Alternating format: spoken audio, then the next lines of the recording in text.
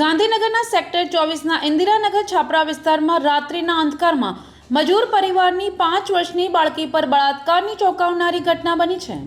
રાત્રિના અંધારામાં એક અજાણ્યા શખ્સે એક છોકરી પર બળાત્કાર ગુજાર્યો।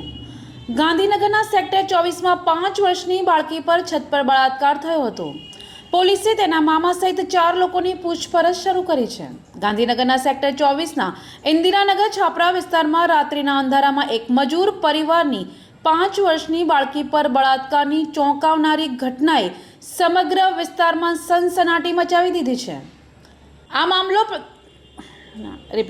આ મામલો ત્યારે પ્રકાશમાં આવ્યો જ્યારે છોકરી ડરથી રડવા લાગી અને કહ્યું કે ભૂત આવ્યું છે। જ્યારે છોકરી શૌચાલયનો ઉપયોગ કરવા માટે ઊભી થઈ ત્યારે મજૂરનો પરિવાર છત પર સૂતો હતો। આ તકનો લાભ લઈને કોઈ બદમાશે છોકરી પર બળાત્કાર ગુજાર્યો।